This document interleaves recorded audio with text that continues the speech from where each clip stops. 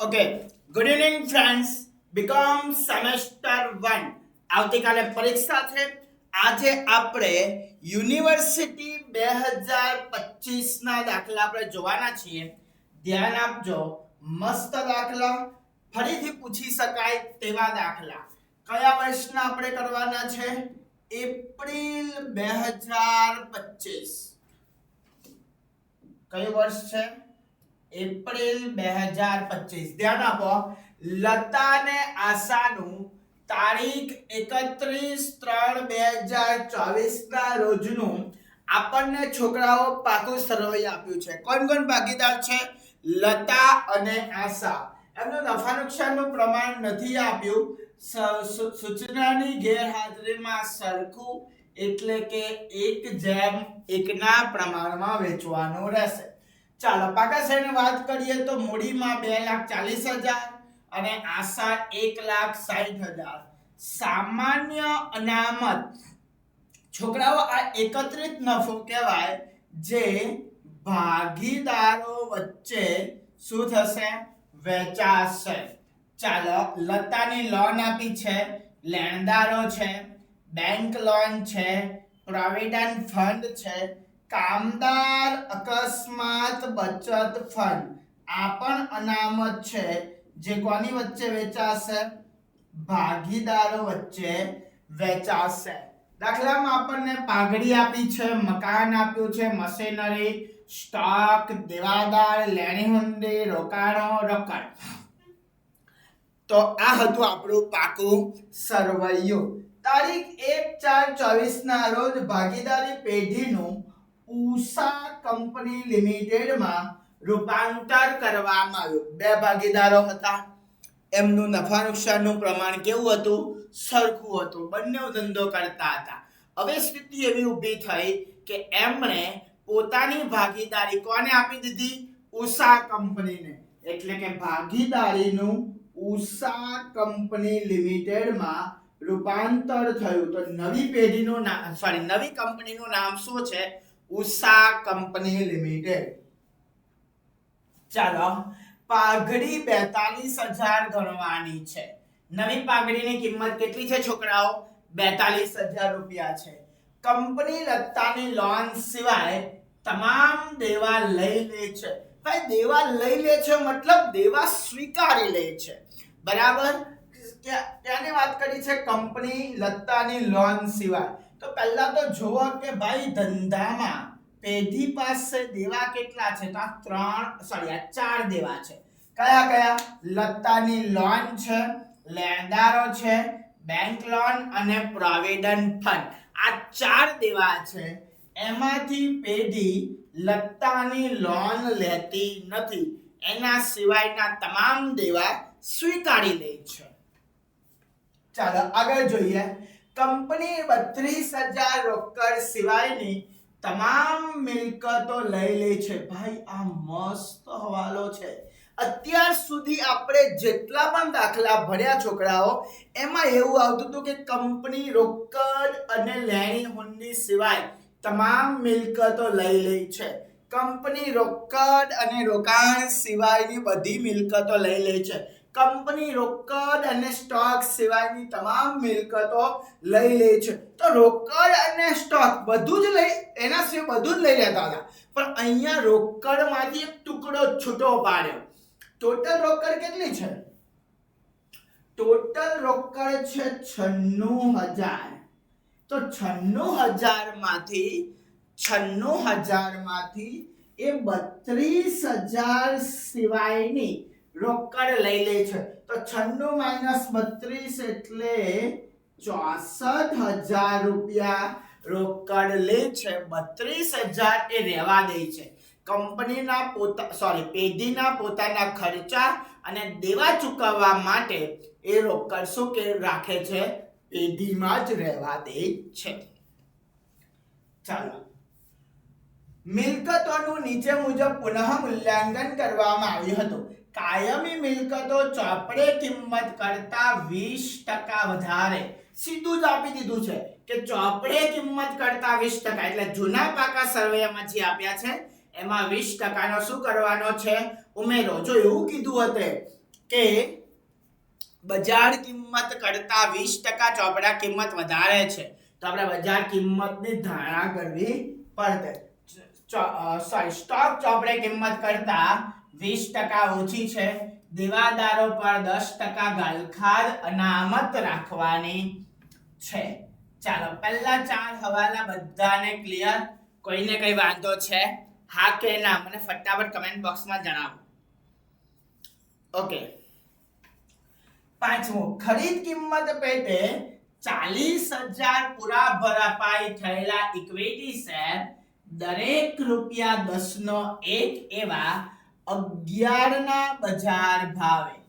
કેટલાનો share છે? 40,000 નો share છે. કેટલાનો ભાવ?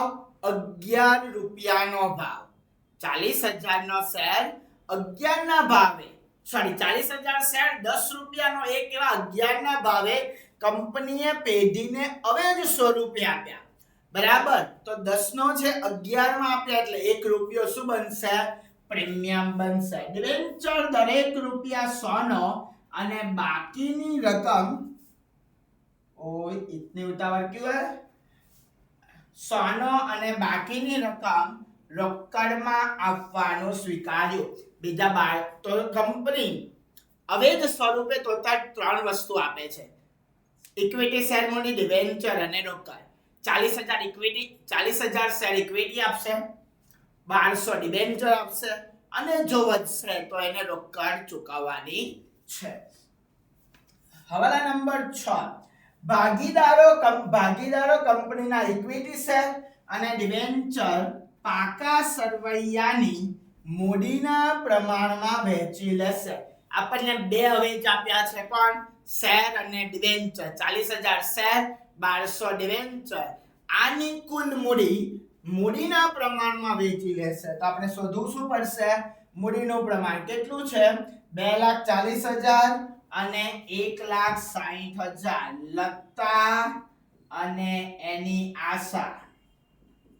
લતાની મૂડી છે 2,40,000, આ છે 1,60,000. કોમન નીકાળો એટલે 24/16.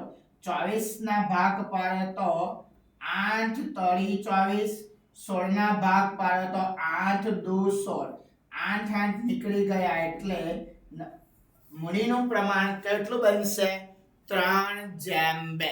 કેટલું બનશે? 3/2. ચાલો આટલું ક્લિયર છે? ઓકે. તો સૌથી પહેલા ગણતરી કરવાની કોની? ખરીદ કિંમતની. તો પહેલું સ્ટેપ આવશે ખરીદ કિંમત. ખરીદ કિંમતમાં પહેલા આવશે ચોખ્ખી મિલકત. ચોખ્ખી મિલકતનું સૂત્ર કુલ મિલકત માઈનસ દેવા. તો આપણે પહેલા શોધીશું કુલ મિલકતો. આ કુલ મિલકતો ક્યાંથી મળશે? સર મને જે હવાલો આપ્યા છે ત્યાંથી.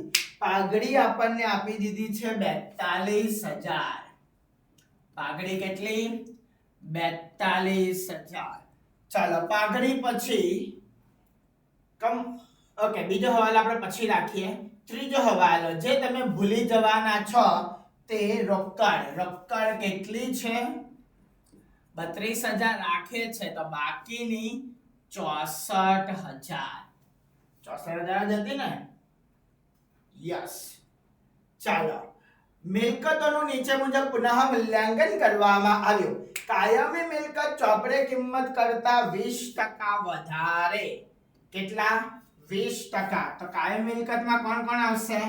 મકાન અને મશીનરી. એમાં આપણે 20% શું કરવો પડશે?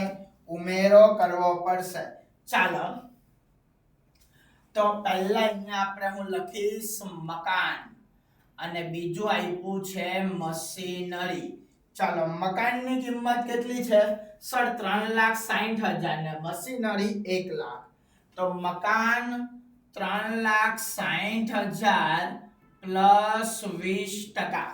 ચાલો કેલ્ક્યુલેટર હાથમાં રાખજો.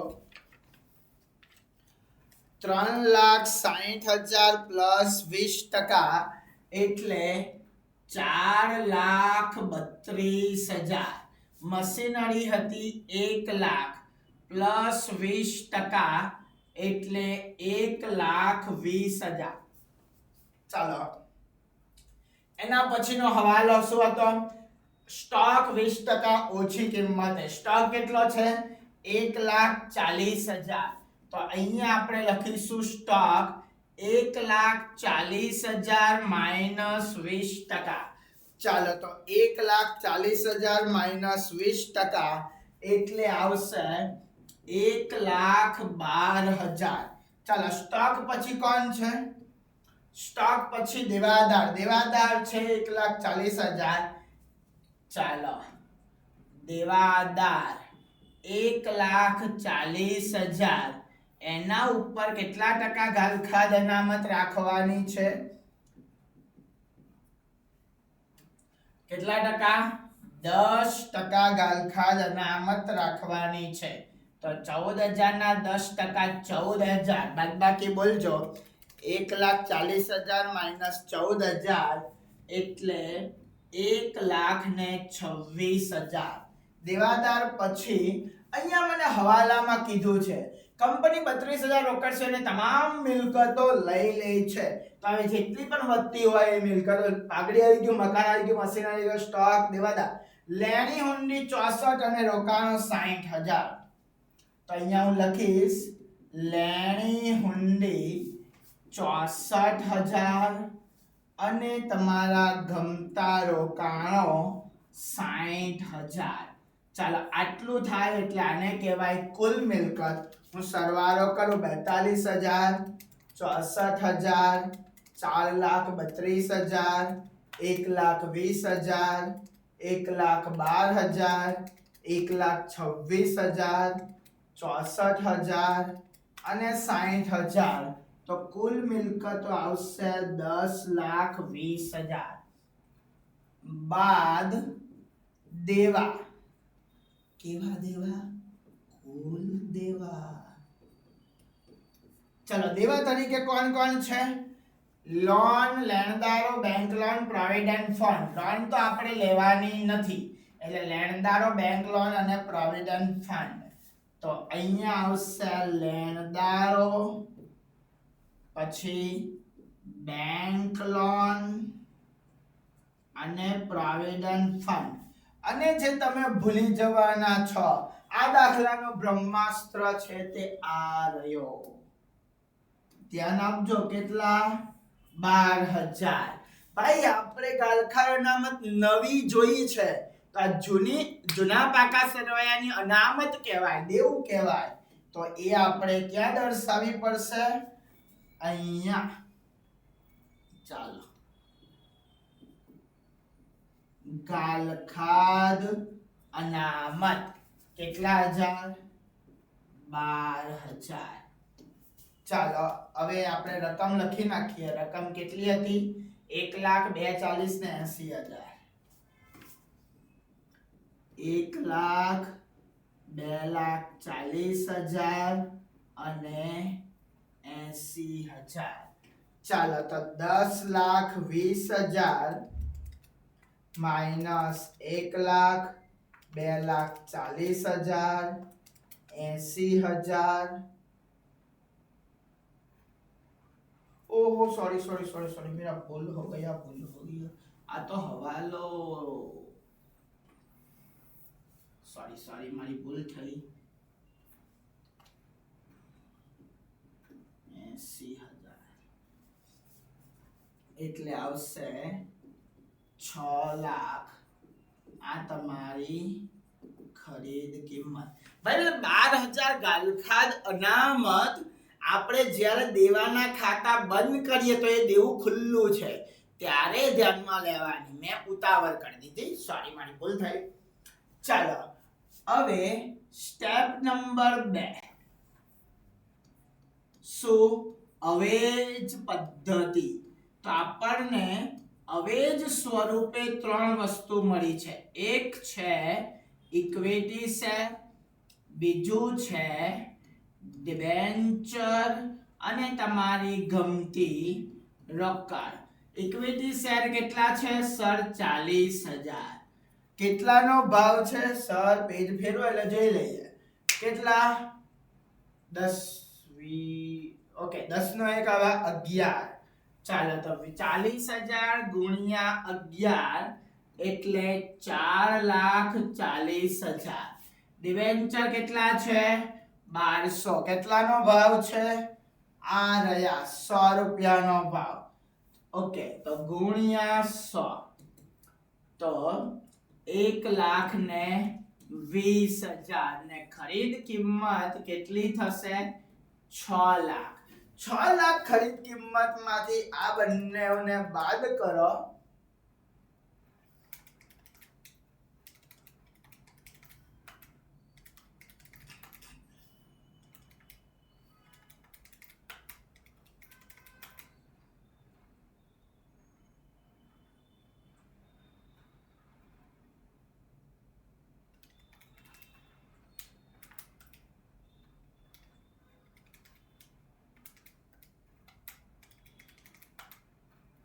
તો કેટલા વધશે?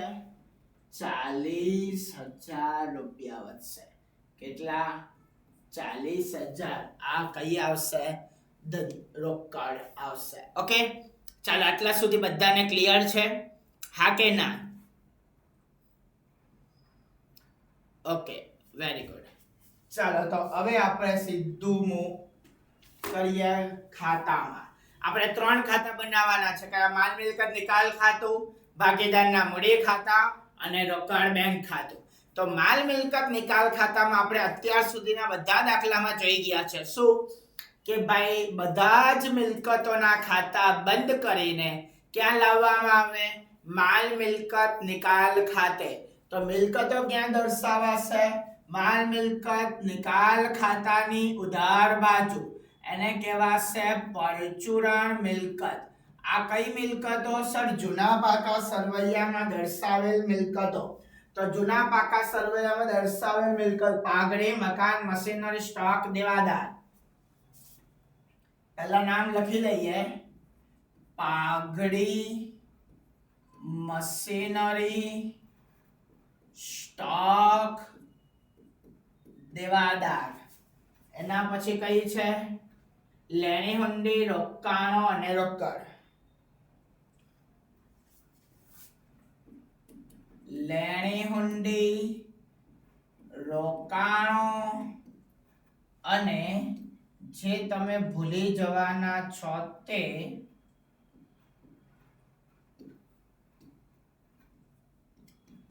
રોકડ. ઓકે એ રોકડ હું અત્યારે જ લખી દઉં છું. કેટલા? 64,000. ચાલો હવે ફટાફટ રકમ લખીએ. 52, 3,60,000, 1,00,000, 1,40,000.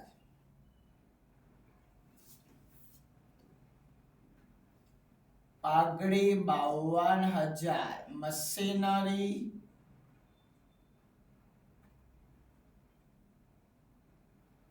મેં તો કંઈક મકાન જોયું ને.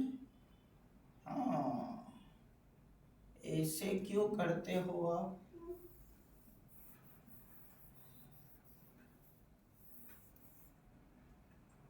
पाघड़ी, मकान, मशीनरी, स्टॉक, देवादार, लेणी हुंडी,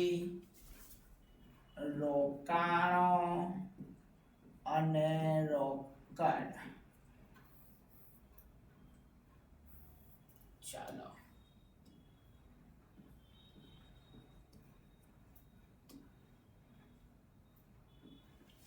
ચાલો મકાન 3,60,000, મશીનરી 1,00,000, સ્ટોક 1,40,000. પછી જોવું પડશે કેટલા છે? દેવાદાર 1,40, 64,60. દેવાદાર 1,40,000. આ 64,000 અને 60,000. ચાલો બધા આવી ગયા. કરો સરવાળો. 52,000, 3,00,000, 3,60,000, 1,00,000, 1,40,000, again 1,40,000, 64,000 60,000 અને 64,000, તો ટોટલ મિલકત થશે 9,80,000. ચાલો આટલું ક્લિયર. હવે એ જ રીતે બીજી આમ કઈ હતી કે દેવાના ખાતા બંધ કરીને માલ મિલકત નિકાલ ખાતે લઈ જવામાં આવે. તો દેવાના ખાતા બંધ કરીએ એટલે માલ મિલકત નિકાલ ખાતે ક્યાં દર્શાવીશું? જમા બાજુ. અને જો પેલી મેં ભૂલ કરી હતી, બરાબર, ઉતાવળમાં અનામત ત્યાં લખી દે, એ અનામત અહીંયા આવશે, છૂટી પડી છે અત્યારે, બરાબર, એટલે આપણે એને દર્શાવવાની છે. તો અહીંયા આપણે પહેલા લખીશું પરચુરણ દેવા. પરચુરણ દેવામાં મને ખબર છે લત્તાની લોન, લેણદારો, બેંક લોન અને બીજું શું હતું? Yes, provident fund. અને જે હું ને તમે બંને ભૂલી જવાના હતા તે ગાલખાદ અનામત. કેટલા? 12,000. ચાલો, લત્તાની લોન કેટલી છે?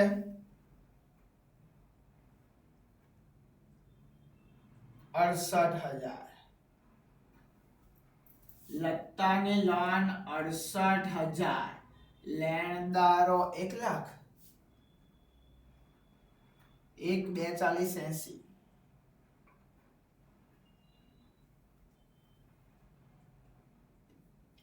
एक लाख, 2,40,000 અને 80,000.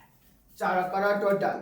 68,000 પ્લસ 1,00,000, 2,40,000, 80,000 અને 12,000, એટલે આ આવ્યા 5,00,000. ઓકે, આટલું થઈ જાય એટલે પહેલું કામ કરવાનું બાકી મૂકવાનું. ચાલો, બાકી કેટલી છે? લતાને આશા 2,40, 1,60. ચાલો, તો અહીંયા આપણે દર્શાવીશું બા તમને આગળ લાવ્યા. બા લતાની બા છે 2,40,000, આશાની બા છે 1,60,000. રોકડ તો યાદ જ હોવી જોઈએ. બા તમને લાવ્યા કેટલામાં લાવ્યા? 96,000 માં. હવે જે તમે ભૂલી જવાના છો ને તે આ અત્યાર સુધી જેટલા પણ દાખલા તમે ભણ્યા છો,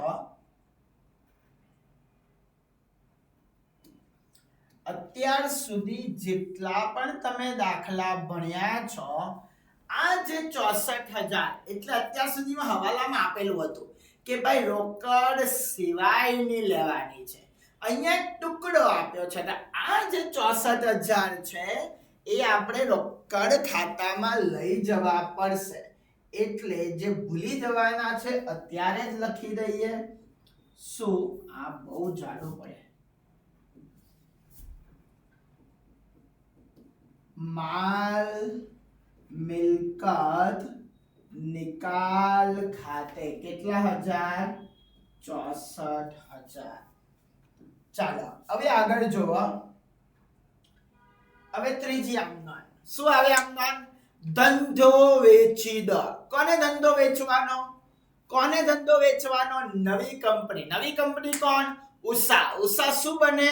આપણે ધંધો ઉષાને વેચ્યો, તમારી ઉષા લેનાર બની. લેનાર ખાતે ઉધાર, અને લેનાર ખાતે ઉધાર, પેઢીને આવક થઈ, માલ મિલકત નિકાલ ખાતે જમા. ઉષા કંપનીનું ખાતું નથી, માલ મિલકત નિકાલ ખાતાની જમા બાજુ શું લખાશે? ઉષા કંપની ખાતે ખરીદ કિંમત કેટલી છે? 6 લાખ રૂપિયા. ખરીદ કિંમત કેટલી છે? 6 લાખ રૂપિયા. ચાલો આટલું ક્લિયર. હવે આગળ જુઓ. હવે શું? હવે બીજો સ્ટેપ, હવે જ મેળવી લો. બરાબર, હવે તરીકે આપણને બે વસ્તુ આપી, બરાબર, સોરી 3 વસ્તુ આપી. કોણ કોણ? શેર, ડિબેન્ચર અને રોકડ. આમ નોંધ થાય ત્રણે ત્રણના મૂડી ખાતે ઉધાર કોણે આપ્યા? નવી કંપની લેનાર કે આપનાર? સર આપનાર ખાતે શું થાય? જમા. તો ઉષા કંપની ખાતે ઉધાર, ઉષા કંપની ખાતે શું થશે? જમા. ઇક્વિટી શેર ખાતે એટલે કે ઉષા કંપનીના ઇક્વિટી શેર ખાતે ઉધાર, ઉષા કંપનીના ડિબેન્ચર ખાતે ઉધાર, રોકડ બેંક ખાતે ઉધાર, તે ઉષા કંપની ખાતે જમા. ભાઈ મોટે નહીં સમજાવતો, 50 દાખલા આપણે ભણી ગયા. ઓકે, તો હવે તમને આવડતું હશે. તો આપણી પાસે કયું ખાતું છે? એક જ રોકડ ખાતું. ચાલો આવી જાઓ રોકડ ખાતાની ઉધાર બાજુ. અહીંયા શું લખીશું? તમારી ઉષા કંપની ખાતે. ઉષા કંપનીએ કેટલી રોકડ આપેલી તમને? 40,000. કેટલી? 40,000. ચાલો ક્લિયર છે બધાને? કોઈને વાંધો ખરી? હા કે ના? ફટાફટ મને કમેન્ટ બોક્સમાં જણાવો. સર બહુ મસ્ત સમજ પડે છે. You are a great. Thank you sir, thank you. એ તો મને ખબર છે. ઓકે ચાલો, ઉષા કંપની ખાતે 40,000. આવું ના બોલો, પછી ભણાવવામાં છે ને ધ્યાન ભટકી જાય છે. ચાલો આપણે ક્યાં હતા? અવેજ મેળવી લીધો. હવે અવેજ શું કરવાનો? વહેંચવાનો છે. અવેજ વેચવાનો છે. અવેજ કેટલા છે? 2. શેર અને ડિબેન્ચર બંને વેચવાના છે. હવાલા નંબર 6 પર આવો. હવાલા નંબર 6. એને એવું કીધું છે કે કયા પ્રમાણમાં? 3:2 ના પ્રમાણમાં. આપણે 3:2 ના પ્રમાણમાં શેર અને ડિબેન્ચર વેચવાના છે. આજે તમને વારે જે ડિસ્ટર્બ કરતું હશે તે આ વસ્તુ છે. SY સેમેસ્ટર 3 ના વર્ગો 14/5/2026 થી શરૂ થશે. ઓકે, હું કેવું ભણાવું છું આ બેને કમેન્ટ પણ કરી અને તમે જોયું પણ છે, આટલા વખત ભણો પણ છો. તો આપણા નવા વર્ગો સેમેસ્ટર 3 અત્યારે સેમ 1 એટીકેટી ચાલે છે, બરાબર?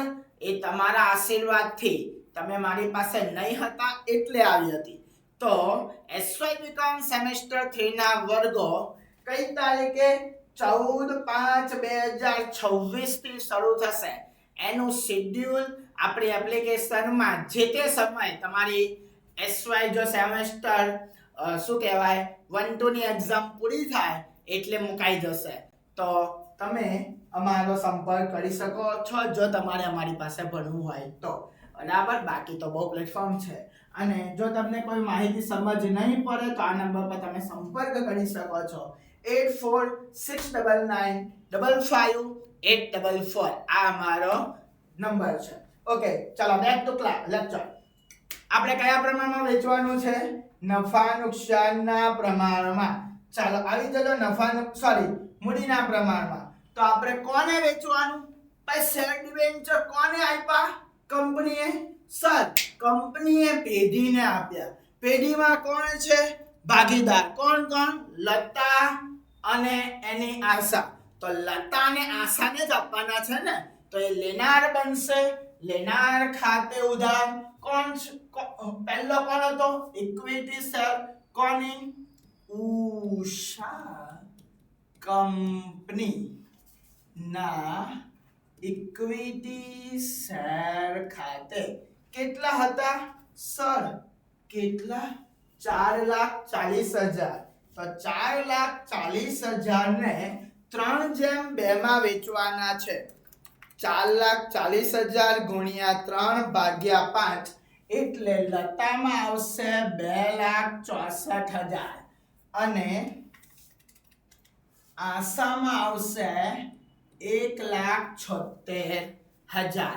ચાલો ક્લિયર છે? આગળ જોઈએ.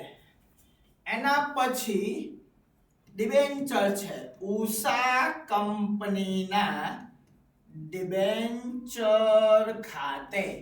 ચાલો ઉષા કંપનીના ડિબેન્ચર કેટલા છે? ડિબેન્ચર છે 1,20,000. તો 1,20,000 ગુણ્યા 3 ભાગ્યા 5 72,000 બાકી કેટલા વધ્યા સર 48,000 ચાલો ક્લિયર અવેજ મેળવી લીધો અવેજ વેચી પણ લીધો હવે હું બાકી કઈ બાકી રહે ચાલો હવે જોઈએ હવાલા કે કોઈ હવાલો રહી ગયો છે પહેલો હવાલો આવી ગયો બીજો આવી ગયો ત્રીજો આવી ગયો ચોથો પાંચમો છઠ્ઠો બધા જ હવાલા આવી ગયા પણ જો મને છે એરર દેખાઈ રહી છે તમને દેખાવી જોઈએ પણ તમે VNSU ના સ્ટુડન્ટ છે તમને ન દેખાય એટલે મારે તમને બતાવવી પડે ક્યાં છે આ સારો કલર ચાલો જો અહીંયા ક્યાં ગઈ આ ગયો હવાલા નંબર 2 કંપની લત્તાની લોન સિવાય તમામ દેવા લઈ લે છે છોકરાઓ અત્યાર સુધી આપણે જેટલા પણ દાખલા ભણ્યા એમાં એવું કહેતા હતા કે લત્તાની લોન લેતા નથી ઓકે નથી લેતા પણ પછી એવું કે પેઢી લત્તાની લોન ચૂકવી દીધી અથવા લત્તાની લોન આશાએ સ્વીકારવાનું કબૂલ્યું આવું કીધું હોય આ દાખલામાં નથી કીધું મતલબ અહીંયા હવાલામાં મિસ્ટેક છે તો તમે બે વસ્તુ કરી શકો આ દાખલા પૂરતું બે વસ્તુ કરી શકો કાં તો તમે એને રોકડમાં ચૂકવી આપો કારણ કે લોન ચૂકવી દેવાની છે રોકડમાં ચૂકવી દો માલ મિલકત નિકાલ ખાતે ઉધાર ધંધામાંથી રોકડ ગઈ રોકડ ખાતે જમા અથવા લત્તાની લોનનું ખાતું બંધ કરીને ક્યાં લઈ જાઓ ભાગીદારના મૂડી ખાતે ભાગીદારનું મૂડી ખાતું બંધ હશે એટલે ઓટોમેટિક ક્યાં જશે રોકડ ખાતા એટલે બંનેમાંથી કોઈ પણ કરી શકો માત્ર આ દાખલા પૂરતું ઓકે ચાલો તો વધારે ટાઈમ નહીં બગાડતા આપણે સીધી અસર આપીએ રોકડ ખાતામાં પહેલા તો માલ મિલકત નિકાલ ખાતામાં આપીશું રોકડ ઓબ્લિક બેંક ખાતે લત્તાની લોન કેટલાની હતી 68,000 ની 68,000 ચાલો રોકડ ખાતાની જમા બાજુ માલ મિલકત નિકાલ ખાતે કેટલા 68,000 ચાલો આટલું કામ પતી ગયું હવે જૂના પાકા સરવૈયામાં નજર નાખો કઈ બાકી તો આ બાકી સામાન્ય અનામત કેટલા છે 88,000 એકત્રિત નફો કહેવાય ભાગીદારો વચ્ચે વેચાય ચાલો વેચી નાખો સામાન્ય અનામત કેટલી હતી રકમ સામાન્ય અનામત 88,000 ઓય અડધા ભાગે 44,000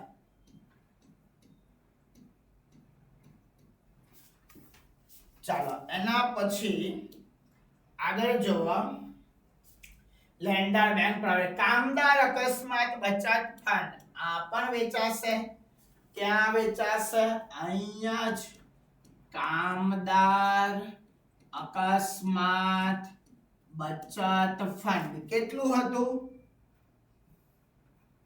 24,000 તો 24,000 એટલે 12,000 અને 12,000 ચાલો હવે આગળ જોવો પાકા મિલકત બાજુ બધું જ આવી ગયું છે ચાલો તો મિલકત લેણાનો સોરી માલ મિલકત નિકાલ ખાતાનો સરવાળો કર 5 ને 6 11 લાખ ઉધાર બાજુ 11 લાખ મૂકો તો 11 લાખ માઈનસ 9,80,000 અને 68,000 એટલે તફાવત આવશે 52,000 નફો કોનો નફો લત્તા અને એની આશા અડધા ભાગે એટલે સરખા ભાગે 26 દુ 52 26,000 આપણે ક્યાં લઈ જશું ભાગીદારના મૂડી ખાતે અહીંયા લખાશે માલ મિલકત નિકાલ ખાતે કેટલા હતા 26,000 યસ 26,000 અને 26,000 ચાલો આશાનો સરવાળો 1,60,000 44,000, 12,000 અને 26,000 એટલે અહીંયા સરવાળો આવશે 2,42,000. ઉધાર બાજુ 2,42,000 મૂકો, એમાંથી માઇનસ 1,76,000 અને 48,000 એટલે 18,000 તફાવત જોવા મળ્યો. એ તફાવત આપણે ક્યાં લઈ જશું? રોકડ પબ્લિક બેંક ખાતે. ઓકે, ચાલો લતાનો સરવાળો કરો. 2,40,000, 44,000, 12,000 અને 26,000 3,22,000. ઉધાર બાજુ મૂકો 3,22,000 માઇનસ 2,64,000 માઇનસ આવ્યો. ચાલો